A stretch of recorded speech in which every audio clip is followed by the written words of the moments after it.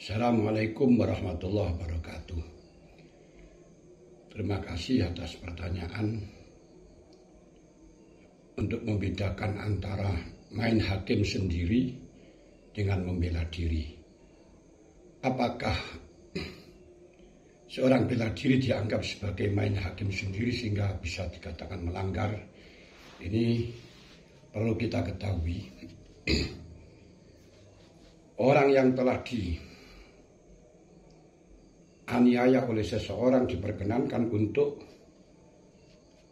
membalas sebagaimana perlakuan mereka kepada orang yang dianiaya berdasarkan firman Allah, "Faman ittaja 'alaikum fa'tadu 'alaihi bimisli ma ittaja 'alaikum." Siapa yang berbuat jahat kepada engkau, balaslah sebagaimana perbuatan jahat mereka kepada kamu. Hadis Bukhari mengatakan, "Unsur akhaka zaliman aw mazluman." Tolonglah saudaramu yang zalim atau yang mazlum.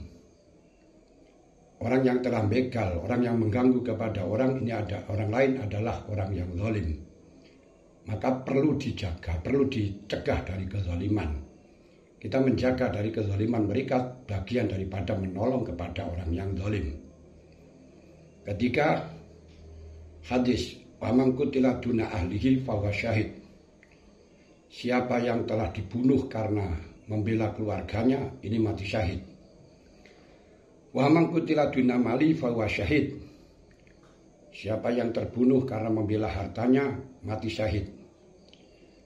Maka ya juzu dafu kulli syairin min adamiyin muslimin au kafirin khurin au raqiqin mukallafin au ghairihi wa bahimatin an kulli ma'sumin min nafsin wa tarafin wa manfaatin wa budu'in wa muqaddimatihi min takbilin wa mu'anaqatin wa naqwiyah wa malin wa inqallah. Bagi orang yang telah diganggu orang, dibegal orang, diperkenankan untuk menolak kepada orang yang telah mengganggu, diperkenankan untuk bela diri terhadap orang yang telah mengganggu, baik itu manusia, orang Islam, non-Islam, merdeka, hamba, mukallaf atau tidak mukallaf, binatang, mengganggu dari semua perkara yang dilindungi, baik itu nyawa, anggota badan, manfaat, farji, atau harta walaupun sedikit. Dari hadis yang menjelaskan siapa yang dibunuh karena membela harta, ini mati syahid. Siapa yang dibunuh karena membela nyawa, ini mati syahid. Ini memberikan pemahaman karena menunjukkan mati syahid berarti bagi orang yang telah diganggu di dalam hartanya, jiwanya, nyawanya, keluarganya, diperkenankan untuk membela diri sampai membunuh. Kalau memang terpaksa harus membunuh, boleh sampai merangi. Sebagaimana orang yang telah dibunuh oleh kafir, orang non-Islam yang merangi kepada kita, maka dihukumi kita sebagai mati syahid, maka berarti kita diperbolehkan untuk membunuh dan merangi kepada mereka. Dan kalau ternyata mereka harus mati karena kita membela diri, kita tidak berdosa karena diperintahkan untuk menolak. Sebab dengan perintah untuk membunuh, perintah untuk menolak, ini akan bertentangan dengan kewajiban kita harus mengganti. Maka dikatakan barang siapa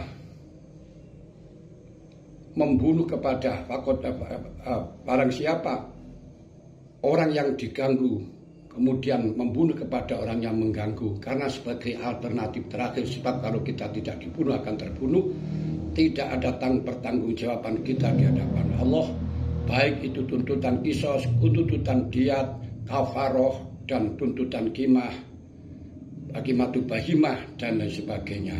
Karena ada hadis mangkutilah duna dami fawa syahid wa mangkutilah duna mali fawa syahid wa mangkutilah duna ahli fawa syahid, rawahu Abu Daud wa Tirmidzi wa sahhahahu.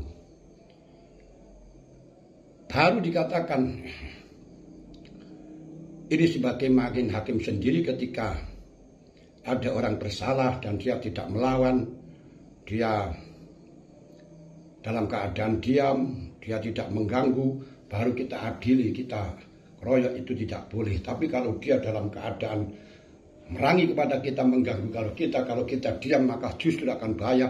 Boleh kita bunuh, boleh kita cegah, dan tidak ada tanggung jawab, baik itu kisos, balasan bersama, diat, kafaroh, dan lain sebagainya. Makanya saya sangat apresiasi dengan apa yang terjadi pada NTB. Orang yang membunuh kepada begal karena membela diri, ini tidak boleh diadili. Mohon maaf, ini sebagaimana yang telah diajarkan dalam agama. Wallahu a'lam bishawab. Wassalamualaikum warahmatullahi wabarakatuh.